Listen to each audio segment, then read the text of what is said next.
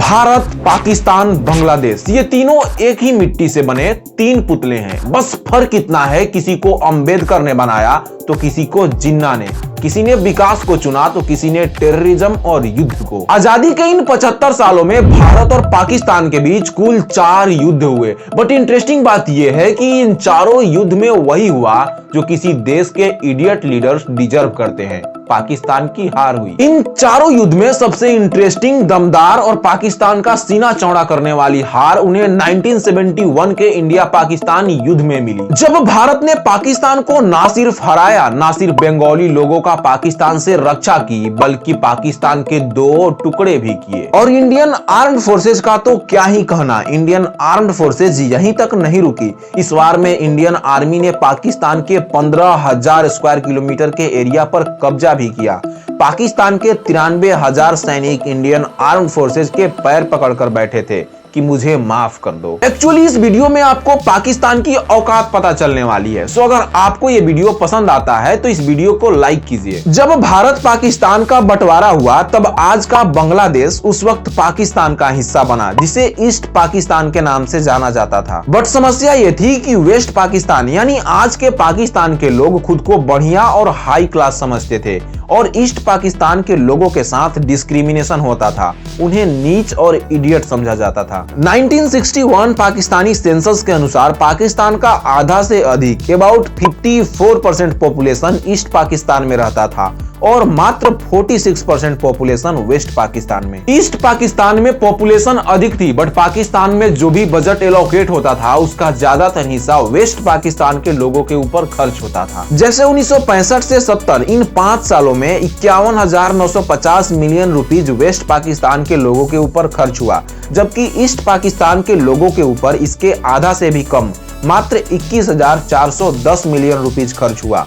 ऐसा लग रहा है ईस्ट पाकिस्तान के लोगों को भीख दिया गया हो। ईस्ट पाकिस्तान के लोगों के साथ शुरू से ही, आजादी के बाद से ही डिस्क्रिमिनेशन हो रही थी, लेकिन बात ज्यादा तब बिगड़ी जब 1970 में पाकिस्तान में इलेक्शन हुआ और ईस्ट पाकिस्तान की political party Awami league Sheikh Mujibur Rahman के लीडरशिप में ये इलेक्शन जीत गई। अब वेस्ट पाकिस्तान के लोगों को ये बात हजम नहीं हो रही थी कि ईस्ट पाकिस्तान का कोई इंसान उनके ऊपर शासन करेगा, बिकॉज ईस्ट पाकिस्तान के लोग तो उनके नजर में इडियट्स थे। सो वेस्ट पाकिस्तान की पॉलिटिकल पार्टी पाकिस्तान पीपुल्स पार्टी और आर्मी ने इलेक्शन जीती हुई पार्टी अवामी लीग को पावर हैंडओवर करने से मना कर दिया। कि तभी हुआ ये कि ईस्ट पाकिस्तान में रह रहे कुछ बिहारी और वहां के बंगाली पॉपुलेशन के बीच वायलेंस हो गया। और फिर क्या था, पाकिस्तानी आर्मी को बहाना मिल गया।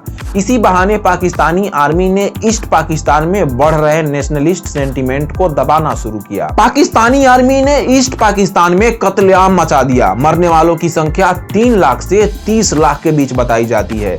ये नंबर कितना बड़ा है आप इस बात से समझ लीजिए कि आज लखनऊ का पॉपुलेशन 30 लाख के आसपास है। आप इमेजिन कर सकते हैं अगर लखनऊ के सारे पॉपुलेशन को मार दिया जाए तो क्या मंजर होगा। और इतना ही नहीं, करीब 2 से 4 लाख बंगाली औरतों के साथ रेप भी हुआ। कुछ तस्वीरें तो इतनी भयावह हैं कि वो तस्वीरें मैं आपको दिखा भी नहीं सकता। इस प्लेटफॉर्म की पॉलिसीज वायोलेट हो जाएंगी और वीडियो डिलीट भी हो सकता है। आप सोच रहे होंगे कि ये तो ईस्ट पाकिस्तान और वेस्ट पाकिस्तान का मसला था, तो फिर भारत बीच में कहां से आ गया। जैसे जैसे ईस्ट पाकिस्तान में कत्लेआम बढ़ता गया, लोग जान बचाकर भागने लगे और गेस कहां जा रहे थे, वो भारत आ रहे थे। आज का बांग्लादेश यानी ईस्ट पाकिस्तान के रिफ्यूजीज वेस्ट बंगाल और नॉर्थ ईस्ट इंडिया के कुछ स्टेट्स मेनली आसाम और त्रिपुरा में आकर कैंप लगा रहे थे। भारत में बढ़ते बांग्लादेश रिफ्यूजीज की वजह से भारत के इकोनॉमी पर बोझ पड़ रही थी। भारत में about 10 million means 1 crore refugee घुस चुके थे। 1 करोड़ की पॉपुलेशन कोई छोटी मोटी पॉपुलेशन नहीं होती। 2011 सेंसस के अनुसार उत्तराखंड का पॉपुलेशन 1 करोड़ के आसपास है। तो आप इमेजिन कर सकते हैं कि बांग्लादेश से भारत में कितने लोग आए थे। बांग्लादेश रिफ्यूजीज की समस्या भारत के लिए बोझ बन चुकी थी। इकोनॉमी चरमराने लगी थी। प्राइम मिनिस्टर इंदिरा गांधी को लगा कि पाकिस्तान के साथ युद्ध करना इन रिफ्यूजीज का बोझ उठाने से सस्ता पड़ेगा। इसलिए प्राइम मिनिस्टर इंदिरा गांधी ने इस मामले में दखल देने का निर्णय लिया। इंडियन आर्मी को तैयार रहने के लिए कहा। इस इससे पहले कि भारत पाकिस्तान पर अटैक करता, 3 दिसंबर 1971 को पाकिस्तान ने ही भारत के 11 एयर स्टेशन पर अटैक कर दिया। इसी अटैक के साथ भारत पाकिस्तान का ये युद्ध शुरू हुआ और मात्र 13 दिन, only 13 days end game over, Bharat ने पाकिस्तान को घुटनों पर ला दिया। इंडियन आर्मी ने पाकिस्तान के 15,000 स्क्वायर किलोमीटर के एरिया पर कब्जा कर लिया था। इंडियन नेवी कराची तक पहुंच चुकी थी।